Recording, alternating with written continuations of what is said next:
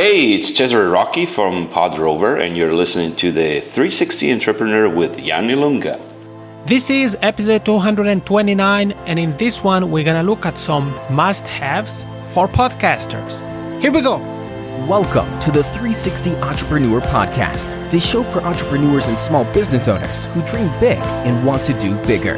Join some of the world's top entrepreneurs, internet marketers, and best-selling authors as they share their inspiring stories, their struggles, and give actionable tips that will help you build, grow, and promote your online business.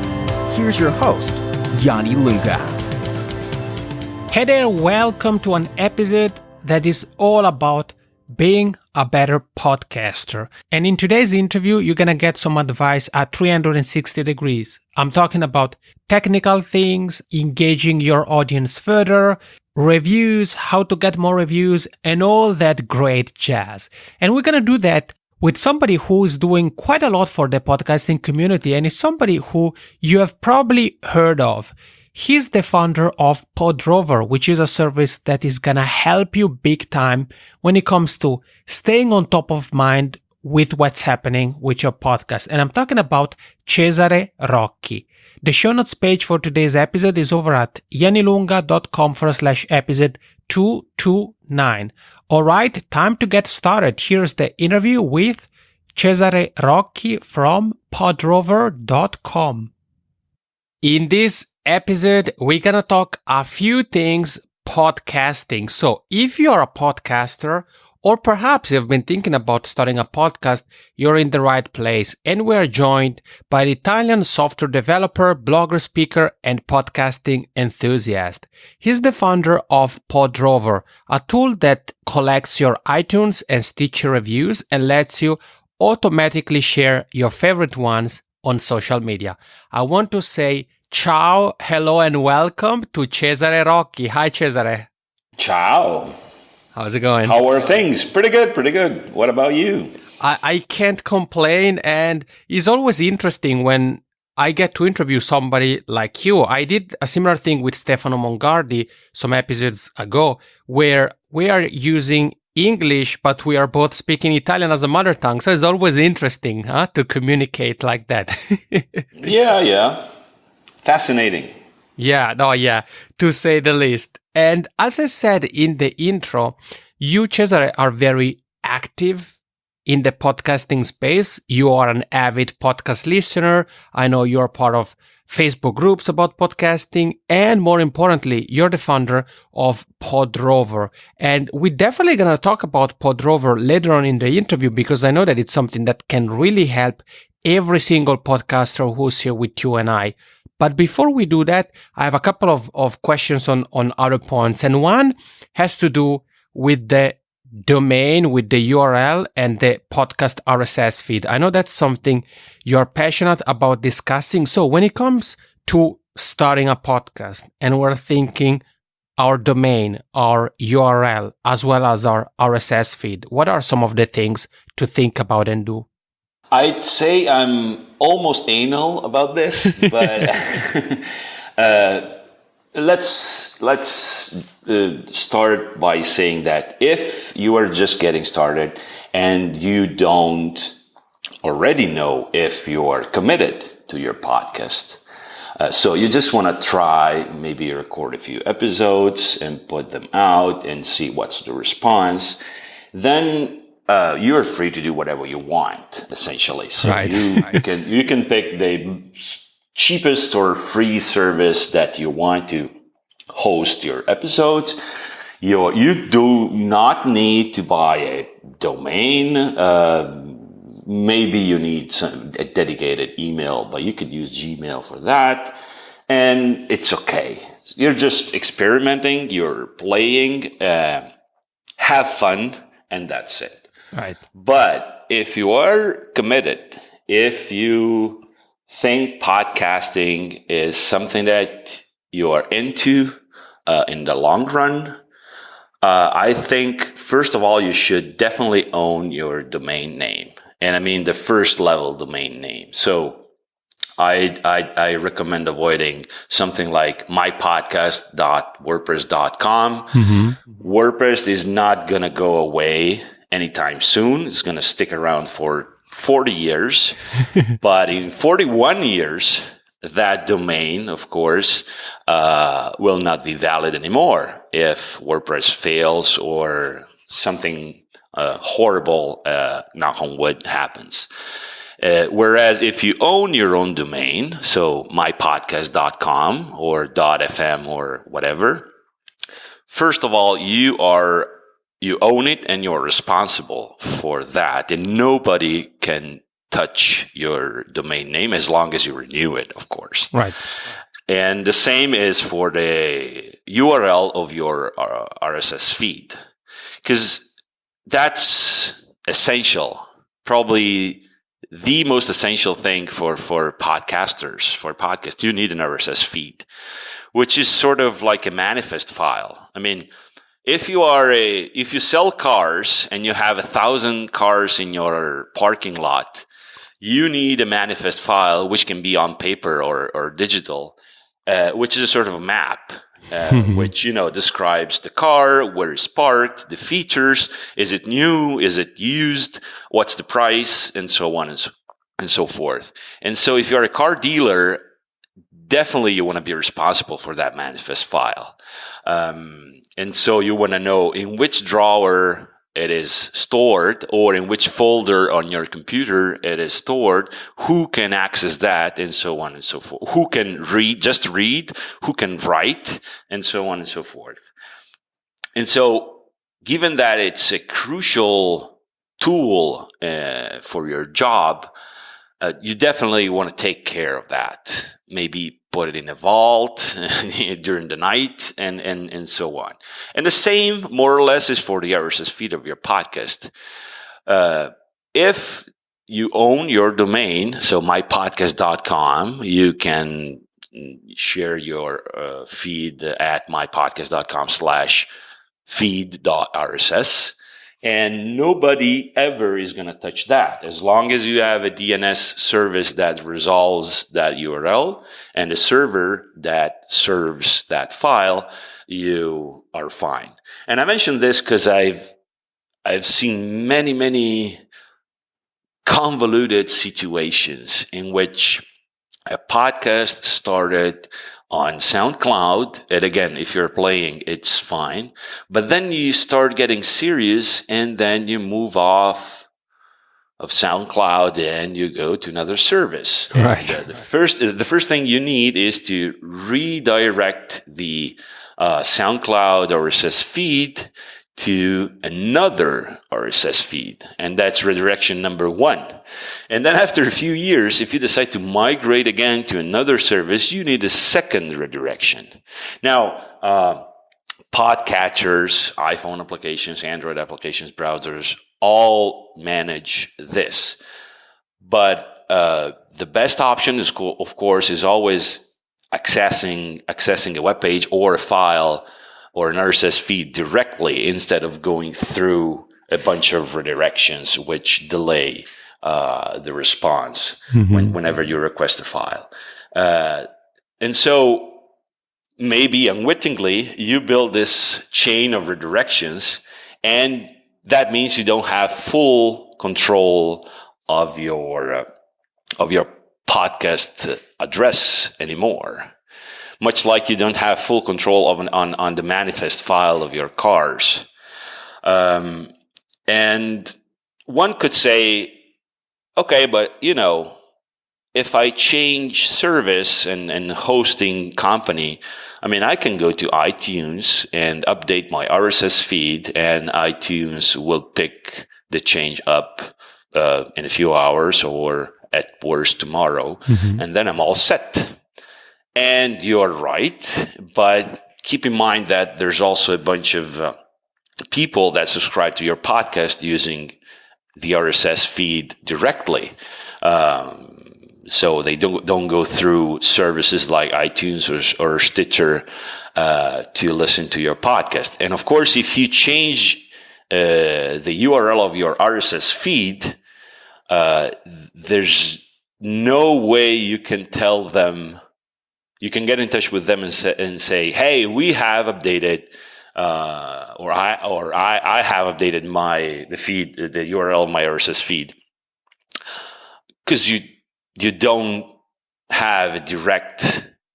Usually you don't have a direct contact with your listeners. And yes, you can tweet out or Facebook out on social media, hey, we have updated the URL of our RSS feed. But again, some people will notice that, the old URL is not updated anymore. No new episodes are around. And so the podcast is dead. Not to mention that not owning a domain name for your podcast and possibly your blog. This is a personal opinion, but it sounds like you're not fully committed and invested in this venture. Right. So yeah, you're doing that for fun. You're publishing episodes whenever you want instead of sticking to a schedule. That's okay, but that tells me you're not in podcasting in the long run.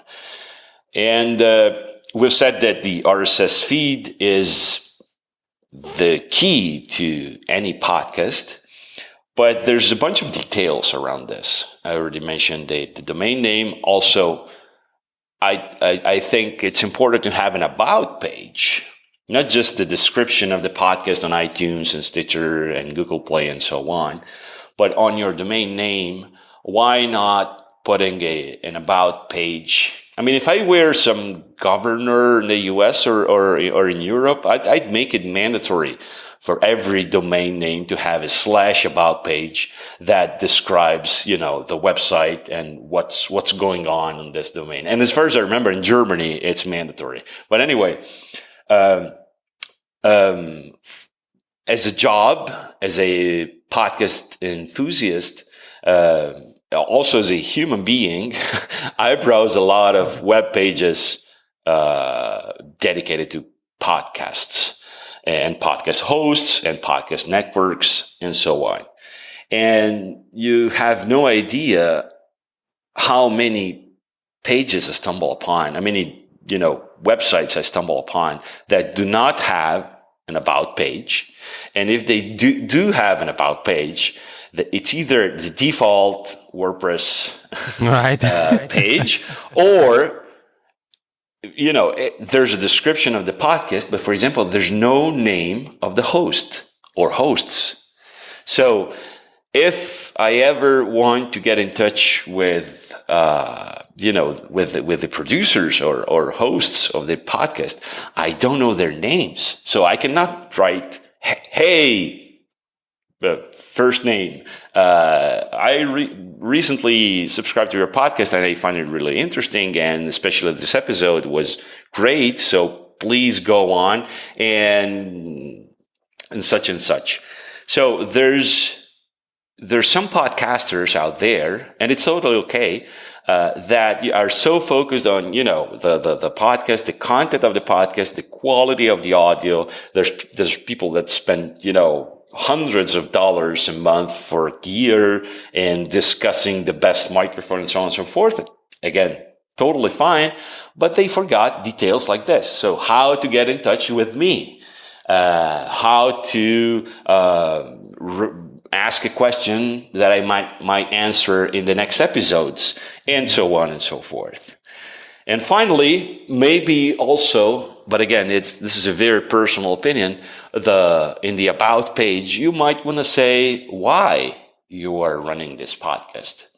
Because, I usually subscribe to a podcast because I like the content, I like the host, I like the way the podcast is produced. The care they put in pretty much everything, in editing, in improving the audio quality, researching the topic. There's people that spend like 2 to 3 months for a 20 minutes episode. So just to give you an idea. So that I'm in. But sometimes I might subscribe to your podcast also because because you tell me why you're running this podcast. Because you are, really into a topic, because you have some time to spare, because you believe in something, and so on and so forth. So it's not just hey, this is my podcast, I'm the host, this is my name, and bye-bye. You might want to also say why. I think that's important. It's very powerful, and sometimes that's actually something that really strikes a chord with a listener. For example, I think you, Cesare, who are Italian, I'm sure that if you were to come across a podcast where the content looks something interesting to you and everything looks okay, and maybe you get to hear, the host is Italian, I had no idea. That may be an additional thing that draws you into the podcast. And you have provided us with so much value here. And you said there are different ways we can go about it. If we are just getting started, we want to kind of test the waters, it's fine. But I like the fact that you said that it's good to have long-term thinking. If we are committed to it, definitely let's start to think ahead. Podcasting is a long-term thing. It's a marathon. It's not a sprint. So it makes sense to really take a moment to plan a little bit. As you said, for example, about the RSS feed, it is possible to change, create redirects and so forth, but then we really risk to end down a rabbit hole. Whereas if we do a little bit of planning, we can rock things. And I love what you said about the website, the about page, and the domain name. And actually, I have a question for you, Cesare. I'm curious to hear your thoughts on this. When it comes to the domain name, if a person is getting started, or anyways, they have their personal brand connected to the podcast, do you think it makes more sense to have their own name domain, for example, CesareRocchi.com, or would it be better to have the podcast name, let's say the Podroverpodcast.com, if one were to choose between a domain with his or her name or a domain with the podcast name? What are your thoughts on which one may be better and why? I'd always go with the brand. Again, this is a very personal opinion. I agree. What I'm going to talk about in my podcast is related to the brand, and so the host is to some extent secondary, unless you are running something like Tim Ferriss, in which the host and the brand are the same thing, and in that case the two conflate. But as a host, you might be the main host of a podcast and be a panelist on 3 different other podcasts, and be a producer on a 5th podcast, and so on and so forth. So it definitely depends on the context and the situation. But if it's something about the brand, definitely go with the name of the brand. Mm-hmm. Yeah, thank you for your insight. And and that makes sense. And then it's also so that we can, once we have a domain, we can even use redirects. For example, something like Pretty Link.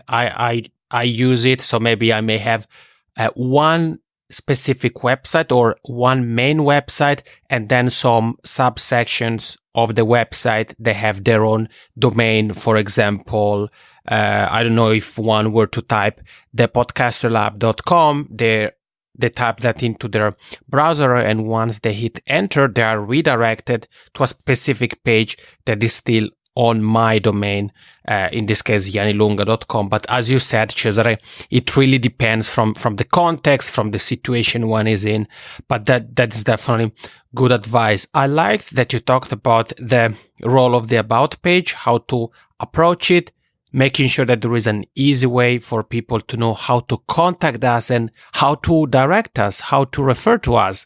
Is it a person? Is it a couple of people? Definitely make sure that you let people know in the about page. And Cesare, let's talk about Podrover for a moment here, because I know that a question that I think 9 out of 10 podcasters, especially those starting out, is how do I get more reviews on iTunes and all these kind of things? So you have created a tool, Podrover, that actually helps podcasters with the reviews side of things. So could you take a second to talk about, number one, what Podrover is and does, and then number two, if maybe you have some tips on how podcasters can get more people to leave them reviews, and perhaps how Podrover can help with that as well. Yeah, Podrover is a service that automatically collects reviews both from iTunes and Stitcher. And let me mention, because some podcasters might not know that iTunes is categorized according to countries. Well, podcasts in iTunes are categorized by country and categories. And the relevant part in this case, in the case of reviews, is countries. There are more than 150 countries in iTunes. And whenever you buy something on iTunes, whether it's a book or music or a video or rent a movie, you buy it from a specific country. So if you live in the US and you have an American credit card, you're going to buy from the iTunes, American iTunes store. Mm-hmm. And that's okay. Podcast reviews, and also book reviews, app reviews, and so on, are categorized by countries. So whenever you review a podcast on iTunes, that's related and attached to a specific country, the country you live in. And so as a podcaster, I would need to open iTunes and switch to 150 plus countries, right, to check all the reviews of my podcast. Because, fun fact, a podcast, when you release a podcast on iTunes, it's automatically public in every country. So unlike, for example, apps in which you can say, hey, I want to release this app only in the US or only in Canada or only in Germany, whenever you publish a podcast, it's published everywhere automatically. And so as a podcaster, you need to keep track of, the reviews on iTunes. And it would take probably 2 to 3 hours a week, I'd say, to check your iTunes pages in different countries to notice if there are new reviews and whether they're positive or not, and so on and so forth. Not to mention small detail that you cannot even copy and paste from iTunes the content of a review, not the title, not the description, nothing. And so you're just left with, taking a screenshot and publish that on Twitter if you want, which is not even accessible for, I'm talking about blind people and such. And that's it. And maybe, the screenshot doesn't fit the mobile devices and so on and so forth. And so Podrover automatically, pulls all the reviews of your podcast, puts them in a bucket, which is easy to browse for you. So no need to spend a lot of time in country switching in iTunes. You just have a simple web page that allows you to search and filter reviews. It also pulls reviews from Stitcher. And that's step number one. Step number two is that every review is a token that you can spend. So why keeping those reviews hidden somewhere under a mat? Each review in Podrover has a dedicated web page, and so you can share that page on social media and thank, for example, your audience for this review, and also collect feedback that might be in the review. And that's step number two. And step number three is automate social media sharing. So whenever in Podrover, you can bookmark your preferred reviews, and you can do that in the web app or also on the iPhone application. So you notice you get a notification of a new review, you like it, you just push one button, I like it, and that's it. And then you can schedule Podrover to automatically share on social media one review from your bookmarks. And you can do that once a week, and you can pick the day, and soon you'll be able also to specify the time at which you can post a review. You can pick from different text snippets. For example, on Twitter, we have 6 or 7 different text snippets. So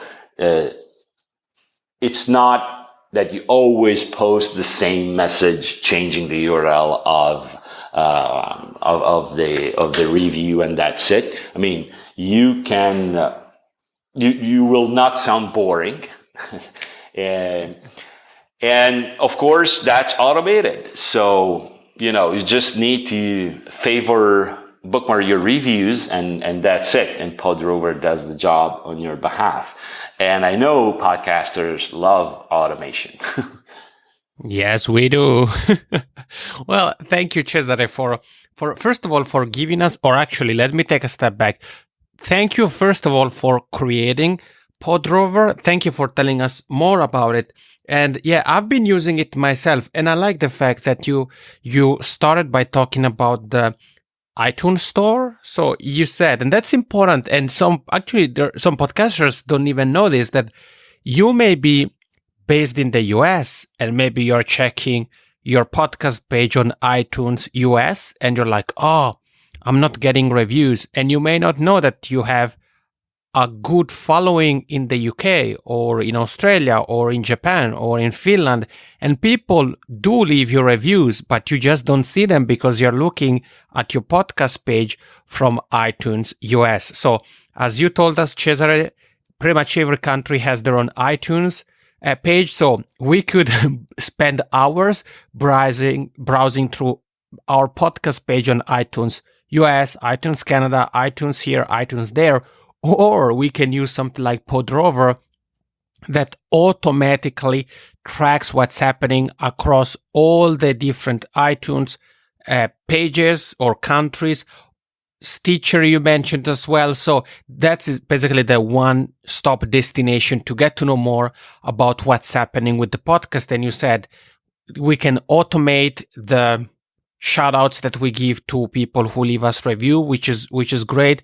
With Podrover, I know we can also customize the look and feel of the reviews we tweet out, for example, or post on Facebook, which is great. So the website is podrover.com. If somebody, Cesare, would like to connect with you or ask you questions, I know you are also a member of the Facebook group, the Podcast Growth Mastermind. But what would you say is the best way to get in touch with you? Is it via the Facebook group, or is it via perhaps Twitter or something like that? Probably the best option is Twitter. My handle is _funkyboy. The DM is open, so feel free to get in touch with me. And of course, I've mentioned podrover.com or @podrover on Twitter. Great. Like in every episode, you're going to find the links to everything Cesare and I have mentioned, including the Twitter pages Cesare mentioned, in the show notes. And Cesare, before we wrap things up here, I have a final question for you. Is there anything, and I know this is a topic you're very passionate about, we could easily be here the entire month talking about this, or even more than a month, but is there something you would like to add when it comes to podcasting, when it comes to owning your online presence, when it comes to understanding what's happening with your podcast reviews and things like that? Is there something you want to add, something you want to stress again, or maybe something we didn't cover at all? Well, I'd like to think that wittingly or unwittingly, when you're running a podcast, you are building a community. A community of listeners that might never meet face to face, or might. And as the host and quote unquote captain of this community, you definitely need a way to be accessible. So people should have an easy way to get in touch with you. You pick the channel you prefer, Twitter, DM, email, and so on and so forth. For example, another small detail, I definitely prefer to have an email instead of having an anonymous form on a website. And, I send, and we have received your message. Who's we? And are you going to reply? And so on and so forth. And I get that all of this is done to prevent spam and that you fear the flood of messages. But, there's a balance to strike, because you might also be cutting out genuine people that want to talk to you, but they feel there's a high barrier, too high a barrier to get in touch with you. And again, as the captain, you should have office hours to some extent, in which you talk to people. Another observation that I have, there's new tools for creating and sharing audio messages in different forms, and most of them are already integrated with iTunes, so it's pretty easy to read some blog post or message that says, hey, this new app is cool, and I can record a new episode while I'm up in the mountains with no connection at all, and it's I tap 4 buttons and the episode is published, and it's great. But again, think what's behind. Because usually, not always, I'd like to be extremely clear about this, not always, but usually you are giving up some control on the URL, on the RSS feed, on some aspect that you probably might be, directly managing. And finally, another detail that I'd like to mention is that whenever you do an interview like this, it's implicit, and we agree that I give you all the rights to do whatever you want with the audio that we are recording, and that's okay. If you are serious, maybe you should consider a release form. So you have the interviewer sign a form that entitles you, host of the podcast, to, first of all own the content, and so that in a few years nobody can sue you for that or take away that content from you.